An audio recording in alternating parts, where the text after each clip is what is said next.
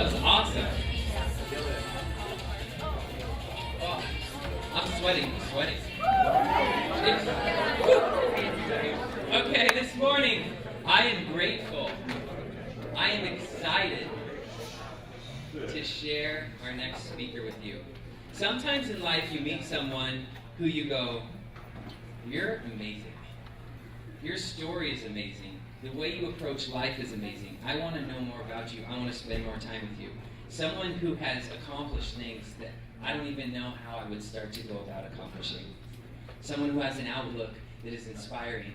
Someone who has a dream to create something that is beautiful. And I'm not going to steal any of his thunder, but you've been spending time with him all week, and I think you have a special place in your heart for him. This morning I want to bring up Mark. Come on up, Mark!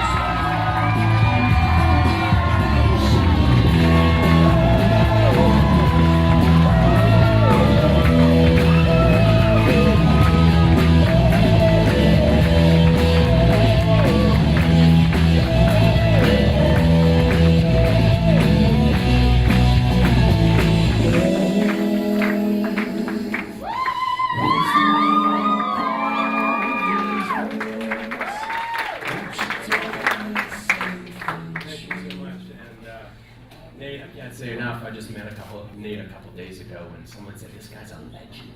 And I'm like, oh man, I'm going to be a legend. This is pretty cool. And so I'm at the airport and I get to the hotel and there's the guy. I'm like, this guy's pretty cool. You know, but legends are supposed to be amazing. And then like within minutes, he's like passing down his wisdom. And then we're in the room talking late at night, you know, the first night, he's just pulling stuff out of me. And I'm just like, Nate, you are the legend. I'm like, whoa, man, like, this is good. So thanks, man. I'm very honored to be here. As I say, I've had many challenges in my life. It has been an interesting ride, very interesting ride. And the one thing I can say is when I sit here with you guys and you go through your exercises and went through Nate's map, the life map, it is unbelievable as you go through life, and I'm in my 5th decade now. Even though you might think I'm 30, don't say it. But I'm in my 5th decade. And it's incredible, the ups and downs. I mean, it is unbelievable the distances you go up and down that chart. But what I'm here to tell you is it is unreal to go through that cave. It is the most exhilarating and proud time you'll ever have to get so low that you go, I can't figure my way out of this. I just can't. Like, there's no one around me that can help me.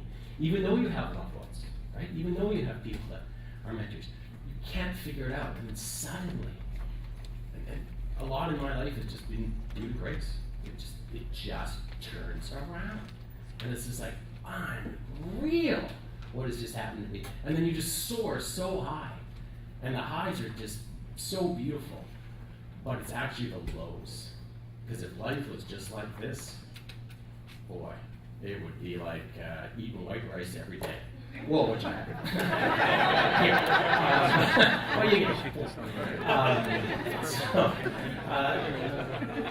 Then we do the walk of truth with Marlon. And wow, I wish I had that when I was young. Because my walk of truth was like a marathon. I mean, it just kept going. And I'm stacking stuff on, and it is so beautiful to see what has been arranged here for the support that you guys have to really just bring it out. You know, just bring out the truth. It's that simple.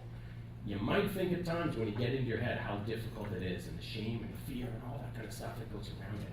But boy, when you just let it go, the grace comes into your life and you just get lifted up. So thank you, Marta, for doing that, and thank you guys for making the walk, because you had to make the walk. And for those who might have held back, it's totally okay. I would have done exactly the same, because I had so much fear and I buried so much in my life that a lot of those questions I might not have walked across with people around me. But we're here this week, and we're here forever. But this week, certainly, just come talk to someone, because as I say, the truth is everything. So thanks, Mom, for that too. And thank you. So I'll start. Obviously, you probably know I don't see, so that's clear. Not to me, but to you. kind of fun. Okay, so at age 9, I was heading to soccer practice, and everything was good. I mean, there's a few other issues in life, but I won't get into it because we don't have enough time. But everything's good. I'm heading to soccer with my mom, and there's the soccer field. We pull up right outside of school, and I go, "Hey, Mom, where's the game?" And she goes, "What are you talking about?" And I go, "Has it been canceled?" And she's like, "Oh my God." And all that's happened in soccer fields, there's many pitches together.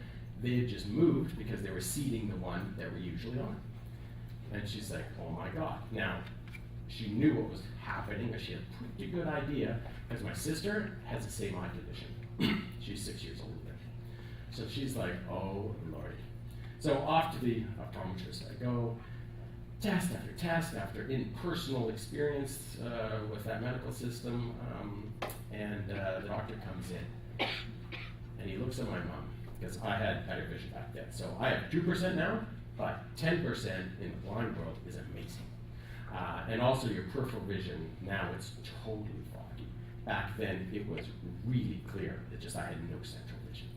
And he turns to my mom, and he says, "You better get your son prepared because he's going to go blind by 19. And I was just like, whoa. And it was like, it was real, but not real. And it was so not real because all I wanted to do was go play. I just wanted to hang out with my buddies. But that was not going to be the next step I took. And my mom was like, "Oof, this is going to be interesting," because now she's, of course, 2 children with a chronic degenerative eye disease. And so we left that office, we got in the car, my mom gave me a big hug, and she said, "Son, don't worry, this is not going to define who you are. You will have all the things you ever wanted." And it was just like, "Mom, you're amazing. But holy shit, I don't know." Like, I don't know, Mom, I was just in there, right? But I love her. So we had a good cry, and it was just like, wow. And from that point on, things just started to get internalized. And the only person I could ever share it with was my sister. Well, my sister being 6 years ahead, she was doing her thing out in university soon, and it was a lot tougher, and then she was a competitive swimmer, and she was off traveling. Long story short, it was difficult to share my fears and stuff with anybody. And that's when it just was like, this is an interesting path. And I remember going, it was weird. It wasn't absolutely bloody horrendous. It was just like, this is just interesting. Like, why am I in this situation? Like, I don't know, back then, 5 million people on this earth. Suddenly I'm in this situation, and it was really a weird situation. But I always had it in my head that I wasn't truly blind. I knew what the dude said, right? I was in the room, right? Gave out the test, he explained that, going blind to my mom. But I never got it. I was like, yeah, that's cool, okay, yeah, it's fine, let's move on. And life just started to play out. And from that point forward, I had to figure every little step out, because what I have is a chronic degenerative eye disease. And what that means is just smooth sailing all the way down to 0. And what's most interesting about chronic disease is that all you want is for it to stop today. Because if it stopped today, it is paradise. So back when I had 10%, it is paradise if it stopped at 10, paradise at 7, paradise at 5. It would be a miracle if it stopped today. Whoa. But it doesn't. It just keeps on going. So there we go. And I started getting into school, and I moved into high school. And at 13, I couldn't play any team sports because just way too many moving parts. And for a guy, and certainly a guy like me, that's what I loved. I mean, I loved it beyond love. But not going to be the opportunity for me. So I did a lot of hanging around people who played sports and shared in their experiences. And that, again, taught me a lesson early on that it's okay. You can always say it sucks. You can always sit there and go, this sucks. I can't play basketball. I can't play football. I can't play baseball. It's easy. It's easy. And everybody will come around you good and well-meaning people that go, that's okay, I know you're like, for me, you're blind, it's totally good, and yeah, and they don't really know what to say, right? But they want to kind of support you being sucky, right? But kind of lift you up in a sucky mood, right? Because it's like, it ain't working, right? It ain't working. But you come clean in your mind over time that it's totally okay if you can't do that. Because what happens is, you start to develop things you can do. And you might not see it at the beginning. It took years for me to start to develop things that I could actually see, that people would then shine back on me and say, oh, you know, Mark, you're kind of a funny guy. You know, Mark, it's pretty neat how you face that issue. And, you know, Mark, I enjoyed being with you. And it's just like, okay, I'm starting to develop the things that are now counterbalancing what's going down. And it was just like, excellent. And so I go through my life, and in my teens, I did this, I don't know how to explain it, but I was in the Paralympics. And I was in the Paralympics in a very weird way. Has anybody ever read the 4-Hour Workweek? Well, don't put it behind, so can't see me anyway, so don't. I forgot about that program. So that's why I always think I didn't see it. So if you haven't, no big deal. If you haven't, it's fabulous. So I did kind of the 4-Hour Workweek version of getting to the Paralympics. And that's another story, but we might get into it later. But I'm suddenly in the Olympics. And I'm like, this is outrageous. Like, I've gone to the provincials, I've gone to the nationals, gone to these training camps, and suddenly I am in the starting gate on a race, in a race that I love. I grew up loving this race. And it was the downhill. And it was just like, this is so fascinating that I'm about to launch myself down the hill, and I should get into blind skiing. So how blind skiing works is there's a guy or a girl, and you follow them down the run. So cool, right? I mean, that could work. You know, you think, I don't know if I do that straight down the mountain. But that's what I got in front of me. Those are my cards, right? And I'm sitting in the starting gate, and I'm just like, Keith, man, it's go time, right? And he's pumped, and I'm pumped. And I'm like, okay, and he starts about over here. I start in the gate, and the guy goes, 10 seconds. And then there's silence. And then he goes, 5, 4, 3. And the cue was, he's going on 3, I'm going on 1. So, phew, he's off. 1. Phew, I'm off. And it is just like unreal. Like, I am just feeling everything. And we're going, ching, ching, ching, ching, and we're just rocking. And it's like, holy shit, this is intense. So, I don't know how far we're into it, probably maybe a minute and a half, minute 15. And suddenly I'm like, Keith is getting closer to me. Uh-oh. I can see Keith's ass at about 1.5 feet. This isn't supposed to happen. He's supposed to be about 10 to 15 feet in front of me at all times. And I'm like, uh-oh. And so I get so close to Keith, I can smell it. And I go, Keith! And there's no, we didn't have this type of system back then. Now they have audio systems, so you can talk, so it's way easier, right? So I'm like, Keith! And I'm screaming blue bloody murder. Keith! And he's like, what? And I'm like, I'm passing you. He goes, what? And I'm like, I'm passing you. And he's like, okay, straight ahead. And I'm like, okay. So I go past Keith, and I go, and I'm like, oh my God, this is intense. And so I keep going, and I'm like, I don't know how far, but whatever, long story short. Because he's heavier, that's why he doesn't go quick on a flat surface. No, skiing, downhill skiing. Where have you been? What is going on here? Okay, downhill skiing, it's on snow, big long skis. Okay, so here we go. So, I'm past this guy, okay? And then I'm like, oh man, this isn't going to work out well. Get to his nice steep part. Boom! Keith passes me. 3 more gates, cross the finish line. Whoa, everyone goes crazy. The media comes running over, the time goes up, and I am a second ahead. And there is only one guy left. Of course, he happens to be the best guy, unfortunately. But there is only one guy left. But I'm a second ahead. Now, second ahead in downhill skiing is the difference between walking and running. It is a vastly different distance here. So the dude comes down, and I'm like, oh, holy doodle dandy, I've never had a tighter butt cheek in my life, right? And I'm like, oh God, Keith and Harley, oh God, and he crosses, boom, nowhere close. He's still a second behind. And I'm like, unbelievable. And then it's just like, people are crowding me, it's raining, and I'm like, this is unreal that I am in this experience of winning. It was just so outrageous, right? And then I go back to high school, and things just light up. You know, I go on talk shows and newspaper. And back then, I'll give you a little piece of how old this is. Back then, there was 13 channels. That's it. 13 channels, and you turn them like this, click, click, click, click, and you had to touch the TV. Okay, so, actually, no one's laughing here, but the old dudes in the back. Yeah, well, you guys have no idea how hard it was back then. Yeah. But what happened was, because I'm on the actual news that is just all over my city. And it was tough. Like, after all of this, I was still like, it was hard. Like, I couldn't share all that grief and all that fear. But I get to school and people are just loving on me. I'm like, man, this is easy. I said, well, does this ever make up for the D's I'm getting? Right? This really helps because I sucked at school.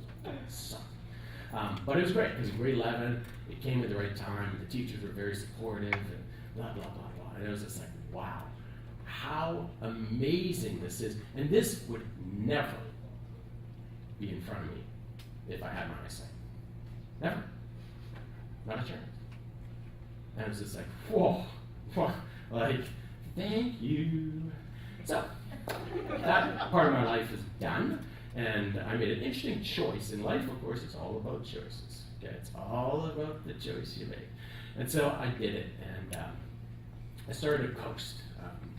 I got out of school, and my friends all went to university because they were very studious people. They could also engage in fun activities, but they could just deal with their academics. We're visually, as a visually impaired person, it's tough for you to deal with all this stuff. But other people do that. I mean, I'm not saying it's not impossible. People do great jobs. They're blind. They're every type of disability, and they excel. Just wasn't my path. And I got into drinking. And I sort of took the recreational pre-grad party, binge drinking out into my young adult life and put some heat underneath it and basically got really into it. It's kind of like my new sport.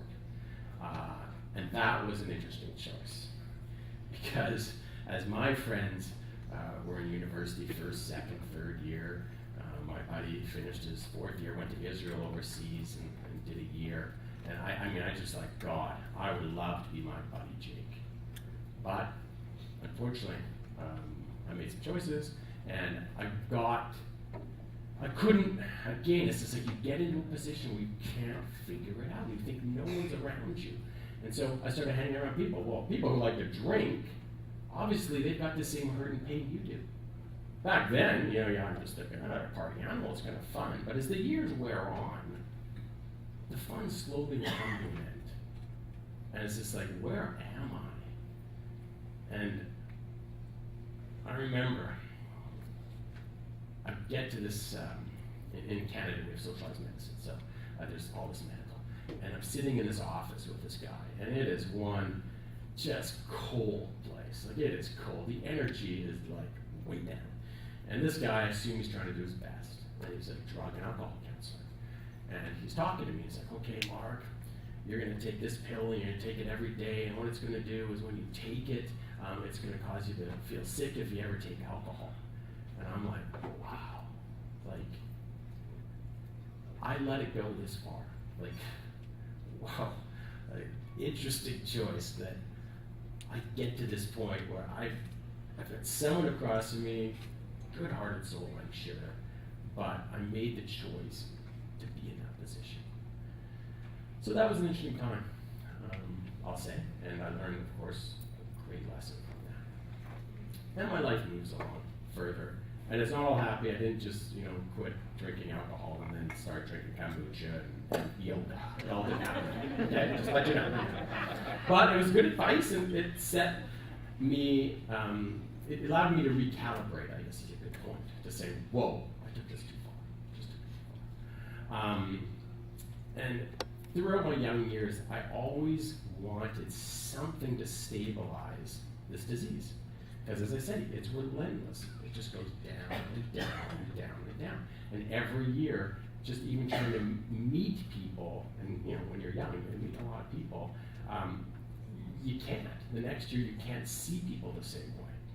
And it was just so tough. And I was always an entrepreneur. And I couldn't do the same business the next year because when I had a lawn cutting business, well, it's not cool if you're supposed to cut the dude's lawn and you're going at an angle, right? He doesn't like it.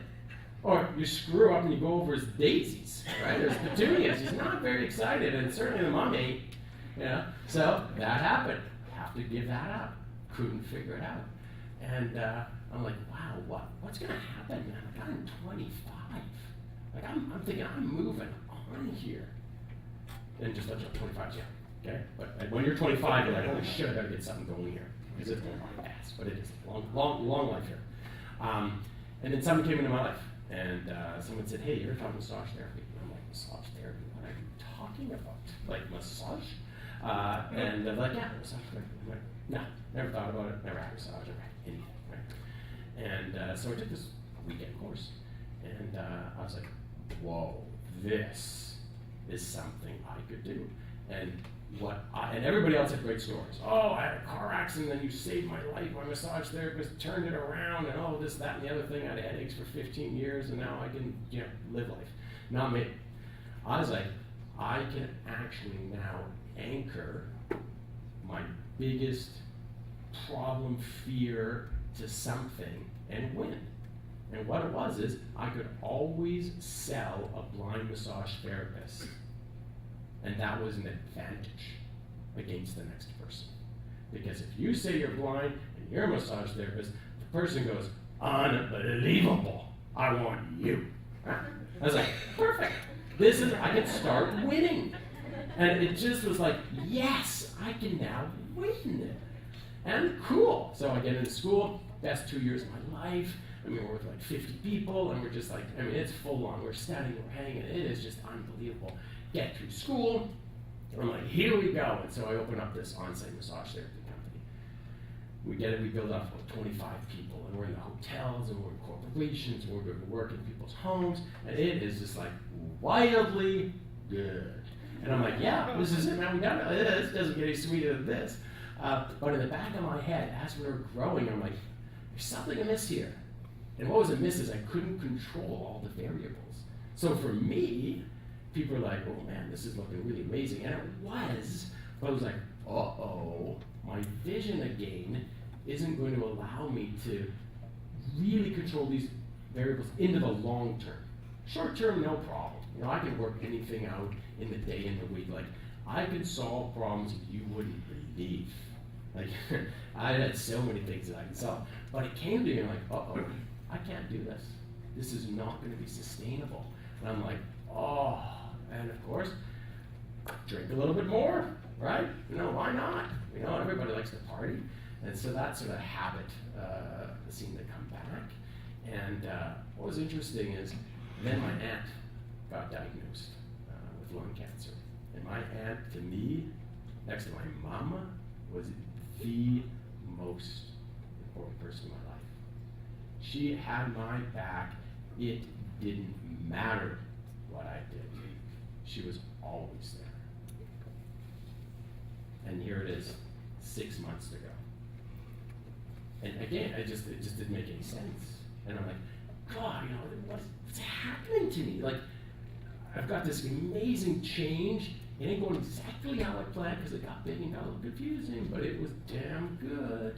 And then here's my aunt being ripped out of my life. The number one best thing I've ever done in my life, the number one, was in my final days, my aunt's final days. She was in the palliative care. And the palliative care was right across from where I was working. And I would come over every day and I'd meet her. And we'd just share experiences. And the number one best thing I did was I said, Annie, Sheila, I love you.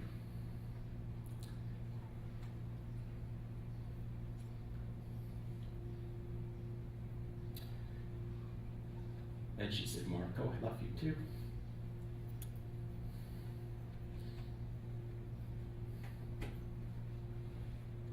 she died a day later. But I was so proud to give to her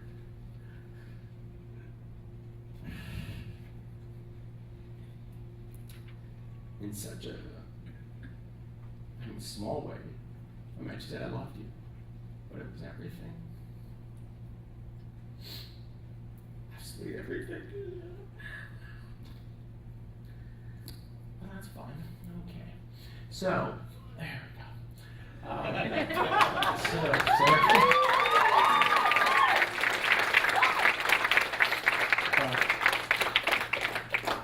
I just have to, telling someone you love them is incredible. And don't wait till they're on their deathbed. Don't. I mean, love is such a powerful thing to share. So, my aunt passes away. And months go by. And the company, I can't figure it out. It's too many moving parts.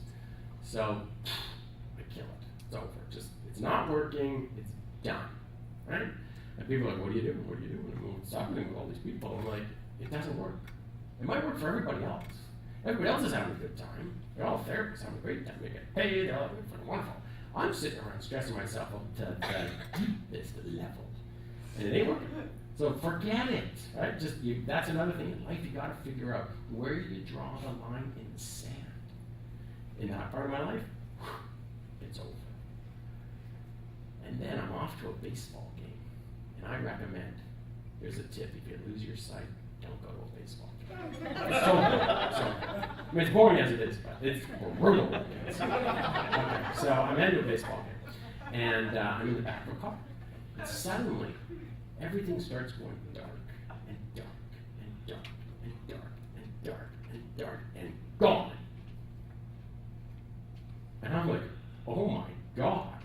Maybe this is it. This is the coming. This is what the dude meant when you're blind at 19, but I made it to 28, whatever it was at the time.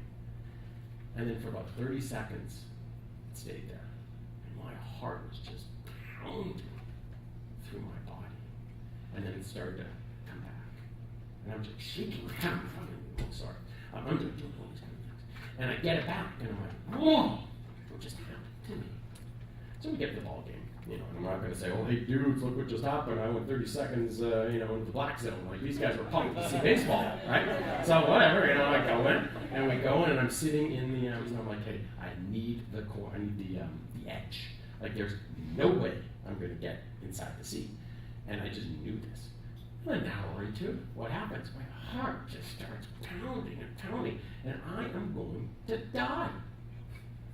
And I'm like, this is beautiful. I'm going to die at the worst event ever. Jesus, like, could I not just die somewhere I like being?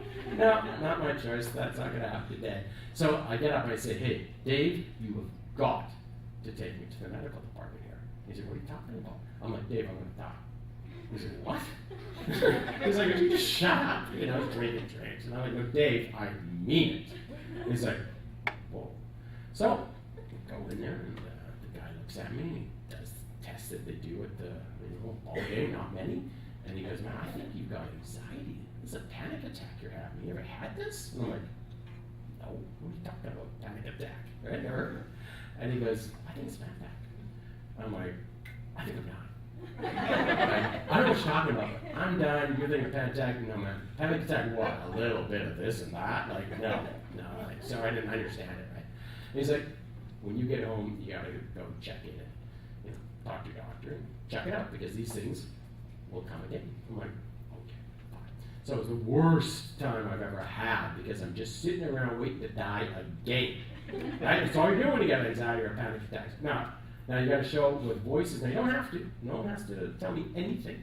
But does anybody have panic attacks or not? Yeah. Okay. Cool. Okay. So you get it. Okay? Because when I talk to my buddy, he doesn't get it. I just don't get it, right? If you feel like dying, you're not dying, you're walking around. But meanwhile, I am rip-roaring, scared to blue, bloody murder death. And it is the worst experience. And it comes out of nowhere. Out of nowhere.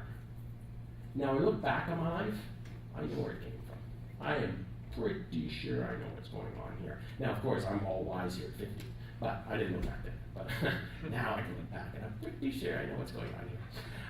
I buried everything. When people come up to me, how you doing? Things are awesome. That's all I'd say. Like, everything was awesome. But it wasn't. Yeah, everything is what's that song? Oh, Lego song. Yeah, my daughter. She loves that too. I've heard that too many times actually. But here's the story. So I'm now freaking out. I'm now in a psychiatrist's office. The psychiatrist's office is now giving me this medication. And it is like, serious. He goes, this is really going to help you. I'm like, well, I need something. Okay? He gives it to me. I go home. I read up on what it was. I mean, this is equivalent to a horse tranquilizer that it gives me. Well, it took care of it. It took care of everything. I wasn't even thinking anymore. I said like a vegetable for like 2 weeks going, wow, yeah, it works, I guess, but this isn't quite the quality of life I was thinking about, right? So I go back to my GP, and I go, doctor, the guy you sent me to, good enough dude, I guess. Good enough dude. But I don't think the horse tranquilizer is my next step. Like, Jesus, Murphy, can we not just figure this out better? And he's like, okay, what we're going to do, we're going to get you on Paxil. Okay, we'll get you on Paxil, whatever works. And of course, with anxiety, 15 times in the emergency ward over a period of probably 6 months. And I remember being in there once, and it was late at night, and I was sitting in a gurney, and I was in my 30s at this point. And I married my wife when I was 30. And what an amazing experience. I mean, suddenly she sees the panic attacks. I'm on the gurney, I'm 15 times in and out of the hospital. She's like, whoa, this is the dude I wanted to marry. Oh, I didn't actually throw in that now I was $120,000. Like, yeah, that was a whole other experience I might tell you about later. So it was like, whoa, man, this is quite the dude, right? I really hooked up with this guy. But that's good.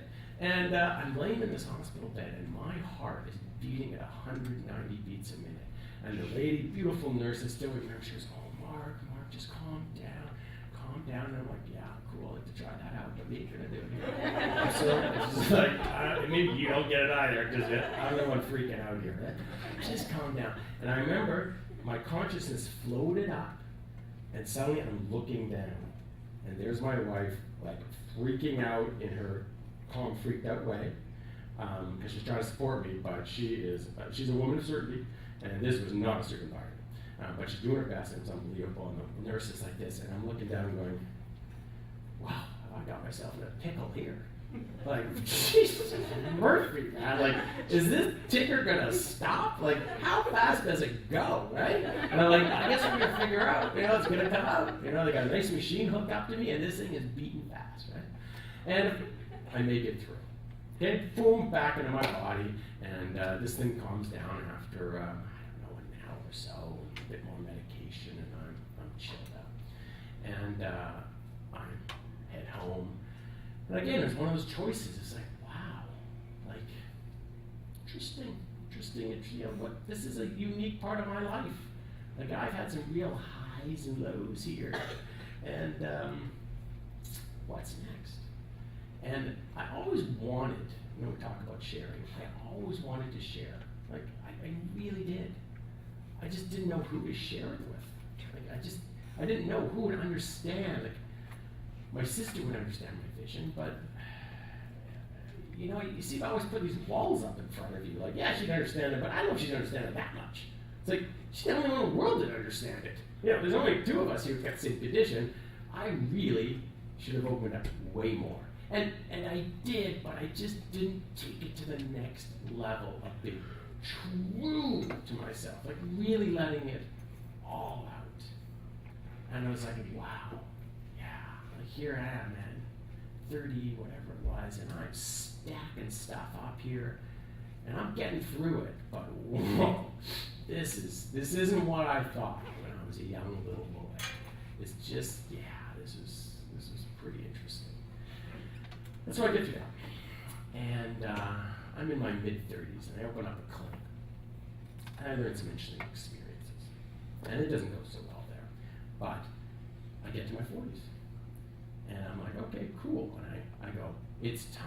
I've learned a lot. I've gained a lot of entrepreneurial experience. It is time to go all in. So there was a space available in my building, so we bought it. And I had a bad experience with another clinic I had where we were doing well, and the guy goes, hey, your lease is up, and he doubles the lease on you. And I'm like, what? Who does that? Right? Like, that's not nice. But in business, if you don't figure it out, those are the rules. I didn't have the knowledge back then to figure out what was the rule. So I naively went in, and that's what he presents to me. So I learned that lesson. And so I was like, no, we are going to buy this floor because no one is going to tell me what is going to happen here except for me. I've got some really good life experiences, and it's time I do it my way with my people. So cool, we get all the money we could possibly get. People lend it to us, and then we get it, and we build this place, and I go, okay, I am going to bring anybody that is committed to what they do, is deeply passionate, and really gives a shit about life. Like, not significant people that get degrees and call themselves doctors and every other piece of nonsense. They like to stroll around like peacocks. It's very interesting. No, I'm going to bring people with commitment, passion. And that's it. That's it. That was all I had as my criteria. And so, first two people, they walk in. One guy's an energy therapist. I don't know who's in energy here, but back then, energy. I was like, you're an energy therapist, Michael? He goes, yeah, I'm an energy therapist. And he's talking away. But I connected with the guy. And I'm like, Mike, welcome aboard. Next guy, a week later, psychiatrist.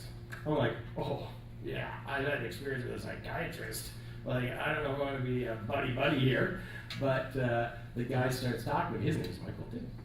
And he starts telling me about how he's really into the conversation, the counseling side of psychiatry. And yes, he uses medication, and there are times when it's appropriate, but this guy is just like so incredible to be around. I'm like, Michael, welcome aboard. And at that point, I had two people, an energy therapist and a psychiatrist, the polar opposites, in the world of healthcare and wellness. But I knew that this was going to work. Fast forward to a couple of years ago, 4 years ago, sorry. This thing is cooking. This thing is more successful than I could possibly have dreamed. It is making more money than I ever dreamed of.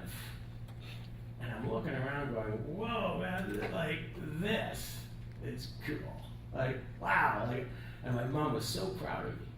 And I was just like, Mom, we did it. Because my mom and I would always talk business and entrepreneurship. And she would always engage in me and say, Mark, how would you do this? How would you do that? And I had some wickedly stupid ideas when I was young. Like, they were ridiculous, right? Kind of the ideas my daughter comes up with. But I smile at her and I go, sweetie, that is so cool. Let's try it out. And I know this thing ain't going to work. But the fact that she is generating information and critical thinking for herself, and the fact that you support her on that, that's what makes amazing people. And so, my mom, she's just so proud. I'm so proud. This thing's just sizzling. Then it's like general sensation feeling I start to get, because I'm all about just feeling what's going on. I get this feeling as time goes by that everyone is very happy for where I am, but I shouldn't go any further. And what really hit me most was when my mom talked to me. And she's a beautiful woman, but she has a bit of a Scottish background, so they're super cheap, and they know their nickels, and everything's about saving money and all this kind of stuff. And she's like, Mark, this is so amazing. Look what you've got. Like, keep this. And the message I got was, don't go any further. And so that's what I did. And I was like, okay, cool, man, let's start vacationing. That's what you do, right? That's what apparently you're supposed to do, right? This is freedom, whatever that was at the time, 46 or something, 45. And so I do some pretty cool trips. I go to Everest Base Camp. I go in the Sahara Desert and do a trek. I did this amazing river rafting trip down the Grand Canyon with my best buddy, that I met when I was 10. I mean, it is just like euphoric sharing these experiences with people you love. But there was something totally missing. And I'm like, what's going on here? I'm having the time of my life, but I'm not. I get a random email in my inbox, and I don't read emails. I'm sure you can imagine. So I have people in my office read it. Okay? So I have people in my office read it. And I tell Janice, do not tell me about crap. I get a lot of emails. I do not want to hear the latest marketing. I do not want to hear jugo, juice, juggo, jack, jig, whatever. I'm not interested in nonsense marketing. What comes out of it? I actually go into my email one day, and I'm like, because I was bored, I sat on the couch, and I'm flicking through, so it reads it to me. I get this email, it's Tony Robbins. I'm like, Tony Robbins, that big cat. Like, this is interesting. And Tony had come into my life when I was 18, 19, 20, because I had religiously listened to his tapes. And it was like amazing when things were so bad, when I was drinking so much, and my friends were excelling so far, and I was just like wasted all the time. But Tony spoke to me back then. And this is like 30 years later. So here's this like Tony Robbins, and it's like business master, and I'm like, oh, I love business, totally cool. And I'll give you the short version. So I fill up the little form. Lady calls me up, Jill. She starts talking to me, and it's a half-hour-long conversation. I'm like, Jill, we're talking too long, Jill. What's the price? You know, no salesperson talks to you for a half hour. They'll tell you the price unless it's really expensive. She goes, it's 10 G's, Mark. I'm like, 10 G's? That's Jill. You are crazy if you think I'm blowing 10 G's to be in a conference room 14 hours a day to see the big-handed man jump around on stage. No. I know. You have no idea that that's not what I'm doing. So then she goes to me, she goes, what else are you interested in, Mark? And I'm like, I love blind ice hockey. And I mean, I love it. And what I'm doing now is I'm working with the kids and youth. And we go across Canada, and we get these little guys out, as young as 5. And we get jerseys on them, and they can't skate. You know, it's just unbelievable. But what we're doing is we're getting them out on the ice. And we're showing them that let's just have fun. Like here's people totally blind, born blind. Other people with chronic diseases. Other people have injuries and produce types of blindness. So we're getting these kids out and about. And they just have so much fun. And then what I do, and we of course have an organization, but I love talking to the parents. And I just say, I remember this one guy, Tika, and this is in Toronto just recently. He's 9 years old. And his mom is, I don't know what she is, whatever, young, 30 something, 30, whatever. And I just said to her, I said, hey, don't worry. Like, do not worry. What is happening to your son right now is going to produce the most amazing outcome. You are just so scared. And it's fair to be scared. It's fair to be brutally fearful.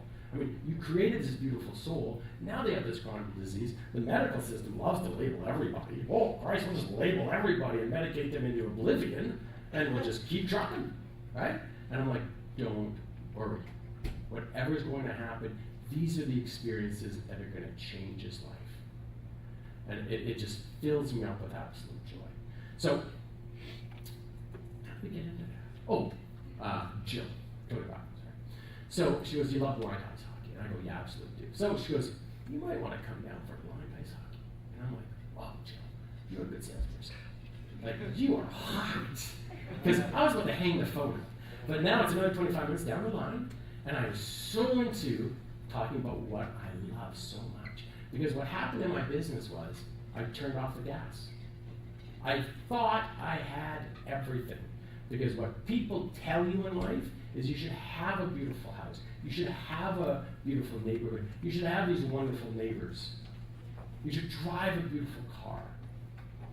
That's what apparently what it's all about. And I had it all. I still didn't like it. And so I go there for business mastery. I'm sitting in the back row. Second to last row. I mean, I'm so far back, I could be in another city. So I'm sitting there. Big guy jumps out. Okay. And I'm like, oh, holy dude. Like 30 years of my life just right past me, and I get chills, and he's pounding his hands together, and it's a rock concert just like this, right? And we're just getting into it, and he starts talking, and he gets into it. He goes, you know what? If you're not growing, you're dying.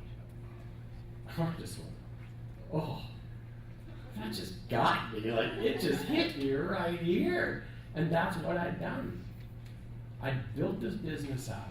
I'd lived the dream. Of course, I always wanted to build this business up. But then I started listening to people around me.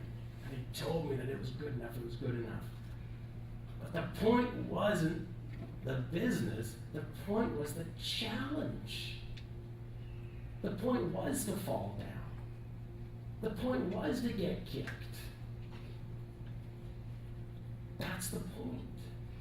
Because when that happens to you, and you walk, and you run, and you jump, and you cheer after that, that's it, man. That's life, right? That's the experience of being alive, being vibrant, being truthful to who you are. So I'm sitting in a bloody auditorium, and this dude's going off, and I'm like, I can't believe this guy hit it in 5 words.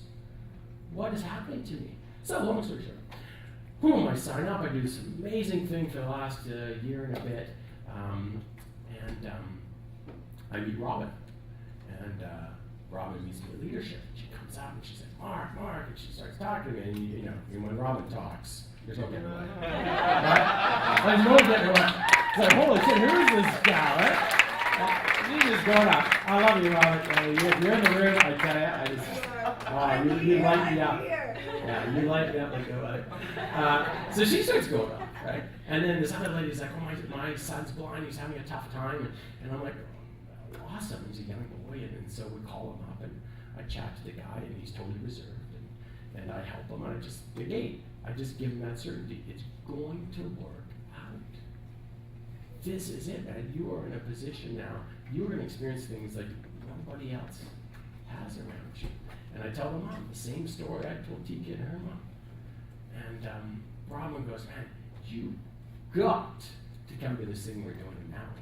And I'm like, well, what's that? And she just, of course, I should have said that. Right? Another time. This is going on, right? And I'm like, cool. Like, well, of course, you can't say no, right? Well, I'm probably busy. Thanks, Robin. I love your passion, but yeah, no, I'm in. I'm totally on. And so I come to Christmas. I come here to Kihei with my family every year, and she meets me, comes over, and this is how amazing Robin is. Okay, she calls me up, and Robin doesn't always tell you everything, right? Because she's so passionate, she forgets a few details. So she comes to me, and she goes, Mark, I've organized this thing. It's fantastic. Meet me at, I can't even remember what hotel, but meet me at the hotel. And I'm like, oh, that's cool. Let's do it, right? So I show up. Robin has invited me to her company Christmas party. And I'm like, whoa, man, thanks. And my wife's like, what are we doing at her company Christmas party? She's never met Robin, right? Like, what are we doing at this lady's company Christmas party? I'm like, I don't know, man. It was a good time, right? Robin's amazing. Alex is unbelievable. These people are so friendly. And then Big Jim is like the mellowest guy I've ever met in my life. And I'm like, whoa, dude, like, you are good. And so this is an amazing night. And my wife's like, wow, these are the dudes you hang out with when you go to these things? I'm like, it's kind of how it goes. You know, that's how I go to these places, and they're amazing people, and cool things happen. And then, it gets close to this event, and I'm sitting there, and I'm like, wow, this is so cool. Again, I get the opportunity to share life experiences with people that are coming through. And other speakers have said this. Rob has said this, Abe, we've heard it from a whole group of them.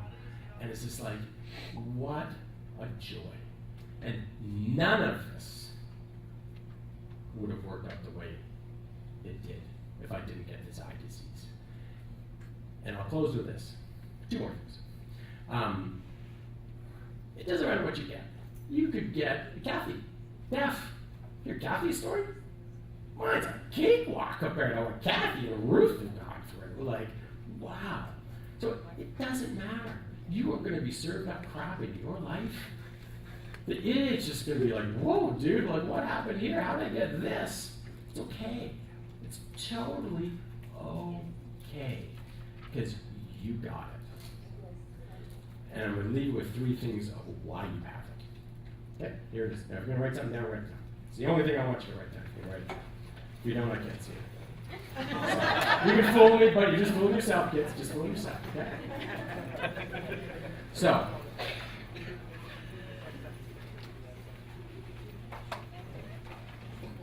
at the end of all of this, at the end of it all, we only have one life. Okay? When it all comes to the end, we all share the same amount of time on earth. Like, my 24 hours is your 24 hours. How do you choose to spend it? Like, what is it going to be for you? You know, is it going to be amazing? Are you going to make those choices that lift you up, lift people around you, allow you to link arms and share beautiful experiences? Is that what it's going to be about? Or are you going to sink deeper and deeper and let the walls get deeper and deeper, load more and more things onto you, not express who you really are? That's your choice. Everybody is free to make choices. So, the way I see it is, an exceptional life is 3 things. 3. Like God, simple. 3. First thing, the truth. You have to be brutally honest. And I wouldn't wait till you're 48. Okay? Don't do it. You guys are young, do it now. I wasn't truthful to myself till that time. I didn't express to people my fear, my pain. I just didn't. I smiled. I said, everything's good, man. How you doing? Bad. Fantastic. I suck half the time. So the truth. Number 1, share the truth. It will set you free. 2, hang around with exceptional people. And I think we have this beat here. You guys are sharing an amazing week. You are connecting together. You guys are exceptional people. You are a few of millions and millions and millions of people around the world, and you chose to come here to make yourself better. So you got to. Done. That baby's done. 3. Make good choices.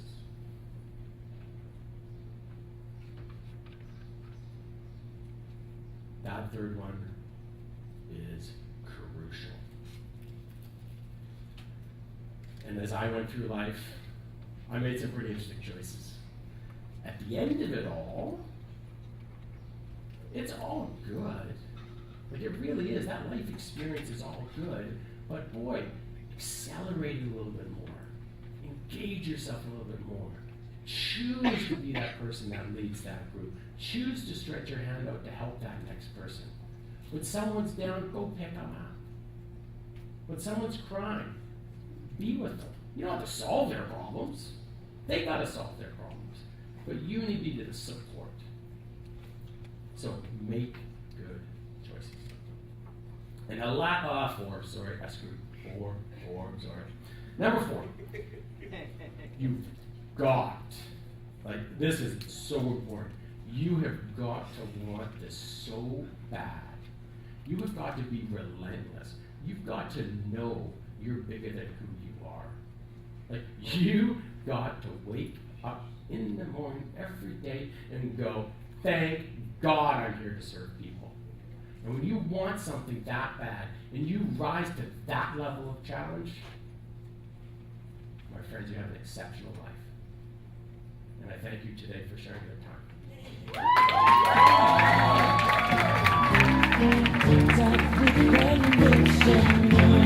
I need to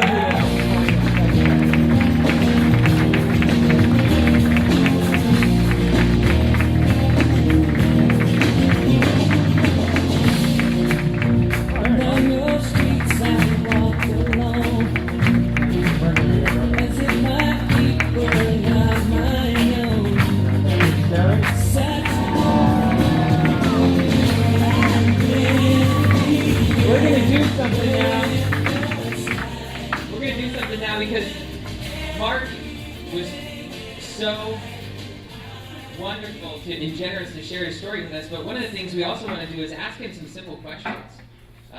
Sometimes you want to know some things about a person who's lived this kind of a life, who's had a unique experience that's different, that very few people get to have, and that has caused and created some amazing things in his life. But sometimes you want to just ask a practical question, right? Sometimes you want to just get to know another side of Mark. And a simple question that's probably on some of your minds that I think is really interesting is, Mark, how do you navigate the world? You know, when we see you grabbing your water bottle and walking effortlessly down the sidewalk and navigating the front of a presentation room, how are you doing that? What is your superpower? That's a good question. Yeah, simple. I'll give it a bit more detail. But the bottom line is you have to do it, right? I mean, I could go like this and do all these weird things, but at the end of the day, while you're seeing, I am relentlessly paying attention to the detail that I can pay attention to. So when I put the water bottle down, I know it's in this area. And so when I brought my hand around, I will go like that. And what happens is, I'll grab it with my hand. Sometimes, every so often, you just tip it over. Whoopie ding, you pick it up. It's the end of the world, right?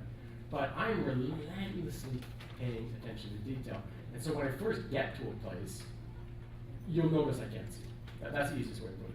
When I first get to somewhere new that I've never been before, everything just looks weird. Now, the good thing is, depending on where I am, but like here was an interesting experience because we came through the back door when we first got here. And no one told me we were in a mall or anything. And so I thought we were kind of in a conference area. And I sort of get in this room and I'm like, that's weird, my voice doesn't feel that big. Kind of feels dampened a little. And then I touch, we got drapes. Okay, that's cool, I get it, that's why it's dampened. And then I get, when it's all dark, that, and again, I got a few things cooking in my head here. I'm not the stupidest guy on earth, so thank God I'll be given a few genes at work. So I figure out if it's all dark, it's all draped. And then what happens is, I just start following things, like people. Just, how does it work? And I'll sit back and I'll just let things happen. And then when I see someone walk this way, I'll go, cool, I guess that works, because no one's going to just walk into something with sight.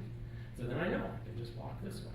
And then I know that when someone goes that way, I know there's a pretty good chance I can go that way. The only difficult part is, that's all cool in the short term.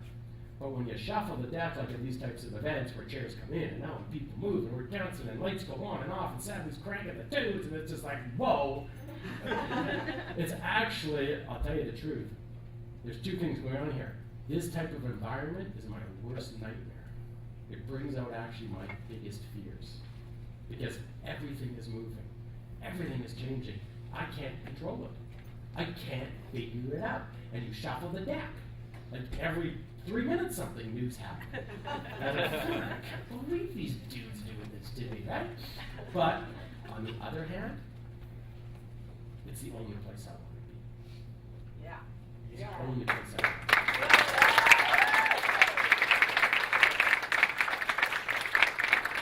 So in saying that, it's one of those choices. That's what you do. And you figure it out. Doesn't matter if you're in a wheelchair, doesn't matter what you are, doesn't matter if you're so bloody scared you can't move forward. You just figure it out. Find the outline. That's all I do all day long. While you're seeing it, I'm figuring it out. And then people go, whoa, man, get Derek, big man in the back there. He goes, I'm calling bullshit on you. And he's like, I'm like, what are you talking about? He goes, what's up with the dancing up there yesterday? You're dancing just like everybody else. How do you see that happening? Well, this is where grace comes in, okay? Dear Laura, amazing soul. She's like, hey, you want to dance? I'm like, yeah, of course I want to dance. And so she's like, okay, cool, you go up there. And I'm thinking, I've danced with Chuck before, right? So I'm like, that's cool. I mean, of course Chuck's up there. Because I'm not seeing who's out dancing. Okay, Chuck's up here the whole time, right? And then I get up here and we're sitting here. I'm like, it's kind of cool. I'm going to help you. And I can't remember who else I was with because I didn't figure it out. But that's okay. I'm thinking, that's cool. Chuck's going to show up. And I know Chuck's dance moves. I know Chuck's dance moves. Dance with Chuck, right? Although Chuck throws in a few curveballs every so often, which screws me over. But that's what I'm talking to him later. But I know Chuck's dance moves. And then there's like dancers on the stage. And I'm like, what? And I'm like, Pete, it's you? It's us? She goes, oh yeah. So we get up there, and as I say, grace comes into my life. What happens is the weirdest song starts playing. The weirdest tune we've ever heard. It's like some slow mix of I don't know what. And Peter's beside me, and she's like, what is going on? And she's no rhythm, and she's like, the room, and I'm like, no, man, Peter, this is the best thing. I mean, in my mind, this is the best thing that ever happened to me. You might be tanking, but I'm sore. Because what's happening is I'm learning Elpida's main moves in a slow environment that I could just deal with. And it happened to be that Elpida picks the 5 moves I know. Right? So is that all cool, right? So then it hits up, the music starts cranking, rocking it, and we're doing this, and every time she does a move, I know what the next move's going to be. Now, of course, every so often I get it all wrong, like today. There are new dancers up there, and there's this kind of this, and I'm just like, whoa, man, I don't know what this means, right? And I'm trying to follow, I think it's camera in front of me, and, you know, it's like, whatever. And I just like, because I can't figure it out. Right? But yesterday, Elpida, you know, we threw her to the horses, dogs, whatever you want to call it, but boy, for me, it really worked out. And Darren's like, really? That's how it worked out? I'm like, that's how it works. You just step out there. You step beyond the fear. And I'm terrified, sitting there going, dancers on! I'm like, oh, yeah.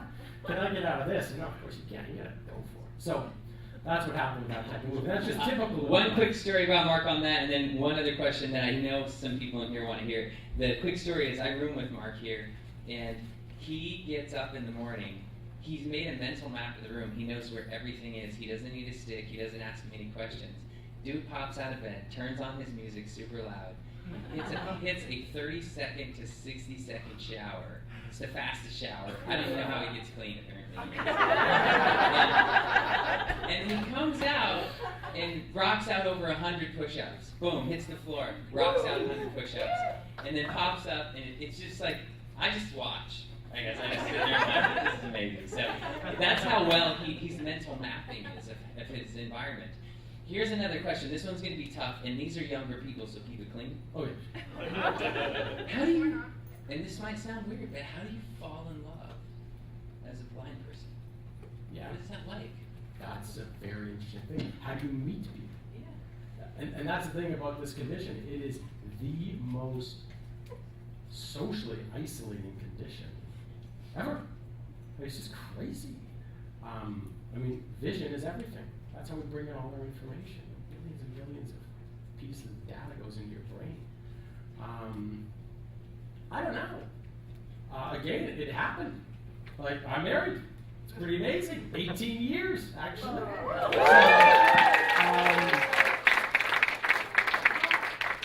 Thank you. Yeah, we just had our wedding anniversary on the 16th when it came out. And I don't know how it happens, because again, you just put yourself in situations and you go with it. But once you're in that situation, for me, when I'm in the situation, I'm really connected. Because it means everything to me, the conversation with the person in front of me. Because when you step 5 feet away from me, it's over. I don't ever see you again. And what's really interesting about well, not mine, whoever's got an eye condition or blindness to visual impairment, is you can't go back and engage with that person. You can't. I just can't go up, hey man, I had such a cool conversation with Chris. You know, big Chris, he shares some great information. Now I want to go back and talk to Chris. I can't do it. I can't find Chris. Chris is gone to me. Chris only comes back into my life when Chris comes to me. But the difficult part is, between God knows when that would ever happen, I've met about 40 other people, which I'm trying to mentally map who they are, why they are, how I can ever figure out who they are when they come back at me. And so it can be so exhausting. Like, just so exhausting. So yeah, with the love thing, once you get over that connection and you actually get to someone, it's the same love. How'd you meet her? I'm in a bar of all places. Which is barely now. I'll give you the short version, actually. The short version of this. So I met her at a bar. Me and my buddy were up for a bar, and she's out with her friends. And I hate this bar. I've been in this bar twice a month. Just hate chickens, full of pretentious people. I can't stand these guys. But my buddy did. He likes it. Okay, Dave, we'll go. So we go, and he sees these gals over there. He's like, whoa. He's like, these are some hot chicks. And I'm like, okay, Dave, let's go chat. Because again, I can't go find a girl. Can't do it. My friends actually used to play a game on me in the 80s because guys had long, curly, like long hair. And of course, guess what happens? Hey, Mark, that chick is smoking. So I'd go over and I'd be like, hey, oh my God, what is going on? Like, now I got to figure out how to get out of the conversation with Bill. I'm right beside Bill with a bit of excitement to start. I'm like, oh, I can't believe those dudes threw me into this situation. Right? But this is the type of stuff your good friends can achieve with. But yeah, that's how it goes, right? You got to figure life out, you know, because Bill, I don't think was expecting me to approach him with such a vim and vigor. Fucking Billy, light up my life. You know, I was like, dude, man, I'm having a beer. Like, what is going on, dude? So I met her at a bar. And my buddy's with me. We go over, long story short, we had a lovely evening dancing. I gave her my phone number. There's another one that dates me. Back then, your phone number died when you moved. It was over. Because your phone was that thing stuck to the wall. And it actually had dials or press buttons as you progressed through life. But it died. You did not transport your number. So a year later, she was actually in a relationship at that time, just breaking up. So she didn't call me. A year later, she wanted to call me. She calls the number. I move out. There's no way of getting hold of me. A year after that. So 2 years later, same bar, same day. It's your friend's birthday. That's why they're there. She loves it. My buddy Dave's there with some other friends of mine. Like, this is how grace works, okay? Same bloody place. I'm at home. And she looks over and goes, that's that dude's friend. So she walks over to Dave and says, you know Mark Betts? And he's like, what are you talking about, right? Yeah, my name's Betts, right? And he's had a couple beverages. She's like, no, I met you. And then, you know, her friend comes along. Exact same situation 2 years later. And he goes, oh man, you mean Vince? And she's like, yes. She calls me up. Next day, we go out for a Greek meal. And that was it. That was it. Long story short. Did you know then? Say what? At that moment, did you know? No. I'm like, whoa, I can't believe this hot chick's calling me up after 2 years. Like, this is cool. But no, I knew shortly after. Like, my wife is so, she supported me. I don't drink anymore. She was the one who changed it. She said, we will quit together. So my wife's unbelievable when it comes to commitment. Awesome. Give him a big hand.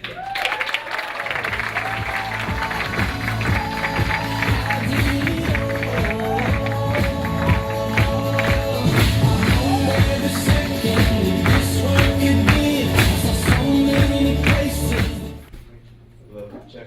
Is this thing on? It is on. Okay. I can't hear it that well. So, Mark. Where are you at? Oh, I am. Oh, wait. Like it matters, but I just like it. Go for it. Oh, yeah. So, on the second day, we did a karate thing where we punched through a little piece of wood. Were you the one that did that with us? Yeah. How was it to describe your experience doing that whole process with us? Love to. It was unbelievable. So I did that process at Leadership Academy in San Diego. And then Nate, my main man here, said, hey, do you want to do this? And I'm like, you mean hold the board? And he said, yeah, let's do this. I'm like, that'd be cool. You know, like, that is fun. But then I thought to myself, that might be dangerous, right? All the fun in the world, I might take a punch to the nose, right? Or, you know, whip to the face. And I'm like, Jesus, that's interesting. But I'm like, no. Because the one thing I've learned in the last year and a half is when you're in this type of environment, you don't say no. You do. And so, I do. Right? Now, thankfully, I have a very talented assistant. Very talented young man here. And so he teaches me. And the thing about when you're blind, you don't have any notes. you can't reference things. Oh, I forgot the picture of my daughter, my guide dog. That's okay, another day. That was the only thing I had to put up on the screen. It's the only thing I had, but it was beautiful. So you have nothing to reference. So you're constantly. What's your?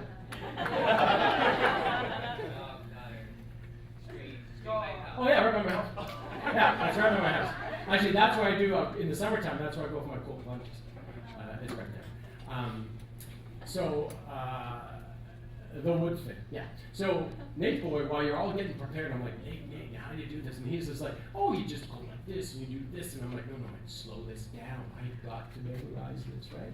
And it's quicker. And I'm like, oh my God, this is going to be intense. Because as you're seeing, all I can do is listen.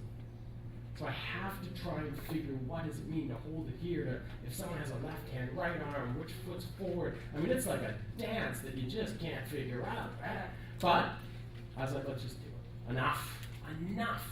It's kind of like this talk. I'll give you a quick one about the talk, okay?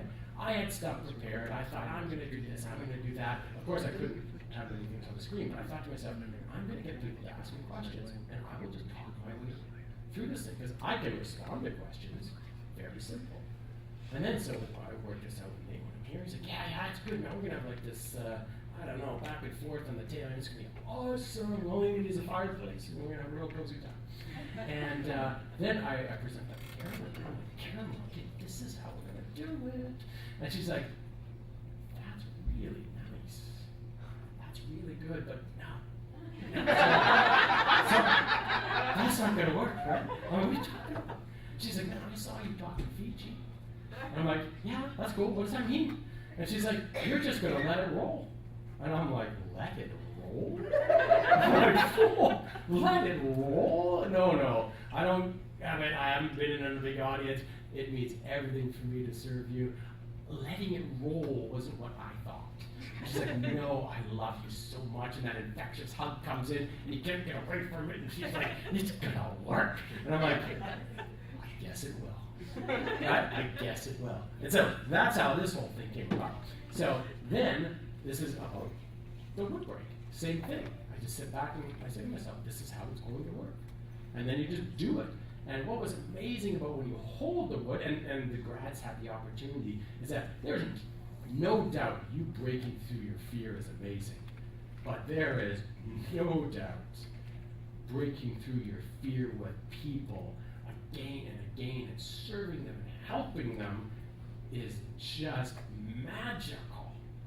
And that's how it worked. It was just like the magic, and it just seemed to work, and this and that, and it's moving around, and boards are breaking, and we're hugging. And I got to the end of it, and I called my wife, and I said, Tracy, she actually had a tough day at the office. This shitty. I called her up, she had a tough day at the office. I'm like, the best day ever! This is 3 days into it, every time I go to bed, it's the same story. And it's, so it's kind of cheeky of me, but I can't help but share my exuberance about this path. So that's how it works. You just do it. And it's not perfect. It's just done. And you've got to get it done. So it's fun. Great question. Thank you. Let's take another one. Both. Thank you. Stand up. Yeah! I thought he was right here. But he's the speaker now, think about it. It's like, how did you get so close?